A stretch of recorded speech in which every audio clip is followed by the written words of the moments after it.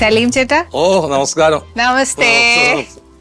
അതെ, ആദ്യം happy new year. Oh same to you. അതെ, ഈ വർഷം പുതിയ വർഷം എങ്ങനെയുണ്ട്? പുതിയ വർഷം നല്ലൊരു വർഷമാണ്.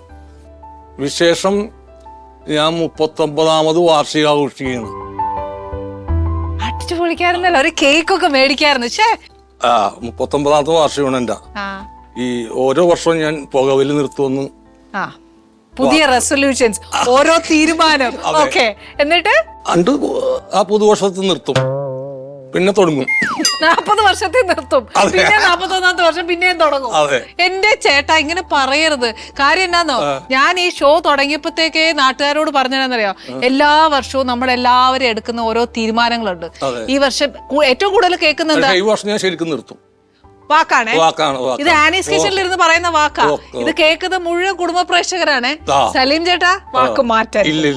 അപ്പൊ അടുത്ത വർഷം ഇവിടെ വരുമ്പോ ഞങ്ങൾ നോക്കും. സലീം ചേട്ടാ പറയരുത്, നേരത്തെ പറഞ്ഞ വാക്കുകൾ നോ റിപ്പീറ്റ്. ഓക്കെ, അപ്പൊ കഴിഞ്ഞ വർഷമൊക്കെ എങ്ങനെയായിരുന്നു ചേട്ടാ? അതിന്റെ ആ ഓരോ ജേർണി, അതായത് നമ്മുടെ വർക്ക് കൊണ്ടാണോ, എങ്ങനെയായിരുന്നു ചേട്ടൻ ആ ഒരു തീരുമാനം? കഴിഞ്ഞ വർഷമൊന്നും വലിയ കുഴപ്പമില്ല, അത്രേ ഉള്ളൂ. നമുക്ക് ജീവിതത്തിൽ യാതൊരു മുട്ടുമില്ല, നമുക്ക് പണിയുണ്ട്. അതൊക്കെയാണല്ലോ ഏറ്റവും വലിയ സംഭവങ്ങൾ. തീർച്ചയായിട്ടും കുടുംബം നന്നായിട്ട് പോകുന്നു, അതാണ് ഏറ്റവും വലുത്. സത്യം, അതാണ് ഏറ്റവും വലുത്. കുടുംബം നന്നായിട്ട് പോകുന്നുണ്ട്, അവരുടെ മനസ്സമാധാനം, സന്തോഷം, ഇതൊക്കെയാണല്ലോ നമ്മുടെ നിറവ്, അല്ലേ? പക്ഷെ ചേട്ടാ പറയുന്നില്ല ഇതുവരെ. മോൻ സിനിമയിലേക്ക് വന്ന വിശേഷം പറയണം. അല്ല, മോൻ സിനിമയിലേക്ക് വന്നത് എന്താ പറഞ്ഞ, ഞാൻ അവനെ സിനിമയിലേക്ക് വരാൻ പഠിപ്പിച്ച ഒരാളല്ല. എല്ലാ അപ്പന്മാരും ഇങ്ങനെ തന്നെയാ പറയുന്നത്. ഞങ്ങളും അത് ഞാൻ അവൻ MA LLB എടുത്താണ് അവൻ. അപ്പൊ ഏതായാലും സിനിമയിൽ വിടാൻ വേണ്ടിയല്ലോ, അല്ല. അപ്പോ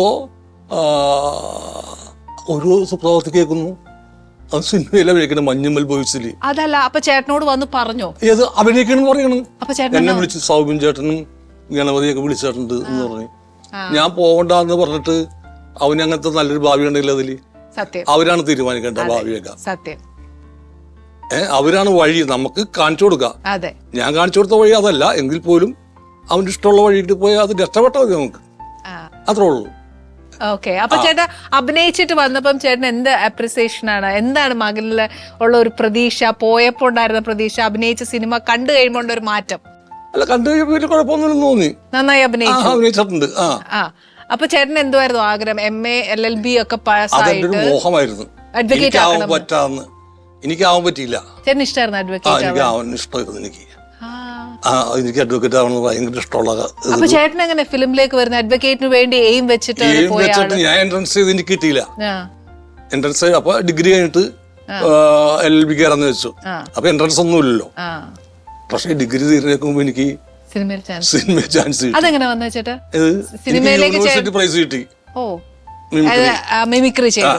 അപ്പൊ അങ്ങനെ കലാഭവനിൽ വന്നു, കലാഭവനിൽ നിന്ന് ഏഷ്യാനെറ്റിൽ വന്നു, അങ്ങനെ സിനിമയിൽ എത്തി. അതൊക്കെ അറിയാണ്ട് വന്നാണ് ഞാൻ.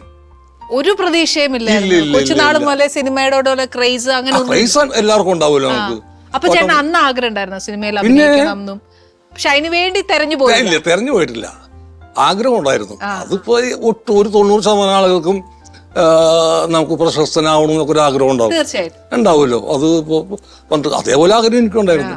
പക്ഷെ ഇത് അപ്പൊ എന്റെ അമ്മനോട് പറഞ്ഞിട്ടുണ്ട്, മോനെ അതൊന്നും നമുക്ക് പറ്റിയതല്ല, ആഗ്രഹിക്കാൻ പറ്റിയല്ല എന്ന് പറഞ്ഞിട്ടുണ്ട്. പലരും പറഞ്ഞിട്ടുണ്ട് അതൊന്നൊക്കെ ആ പ്രദേശത്ത് നിനക്ക് എത്താൻ പറ്റൂല, ആഗ്രഹം പറഞ്ഞു. പിന്നെ ഞാൻ പറഞ്ഞിട്ടില്ല ആഗ്രഹം ആരോടും. അപ്പൊ ചേട്ടാ, അപ്പൊ മീശ മാധവനില് ചേട്ടൻ അഡ്വക്കേറ്റിന്റെ ഒരു റോൾ അല്ലേ ചെയ്തത്? അപ്പൊ അത് ചെയ്യുമ്പോ ശരിക്കും ഉള്ളിന്റെ ഉള്ളിൽ സത്യമായിട്ട് അല്ലേ ചേട്ടൻ? അപ്പൊ ഒത്തിരി ഇഷ്ടമായിരുന്നല്ലേ കോർട്ടിൽ ഇങ്ങനെ വാദിക്കാനും കേസ് ജയിക്കുന്നതും അല്ലേ? കൊള്ളാലോ ചേട്ടാ. ഏറ്റവും കൂടുതൽ ഇഷ്ടമായിരുന്നു ക്രിമിനൽ ആണോ സിവിൽ ആണോ വാദിക്കാൻ? താല്പര്യമേ ഇല്ല. ഓക്കെ, അപ്പൊ ചേട്ടാ ശരിക്കും പറഞ്ഞാൽ സിനിമയിൽ വന്നതിന് ശേഷം പിന്നെ ചേട്ടൻ ആ ഒരു അഡ്വക്കേറ്റിന് വേണ്ടി അങ്ങനെ പ്രയത്നിച്ചതോ? അങ്ങനെ സമയം കിട്ടിയിട്ടില്ലല്ലോ.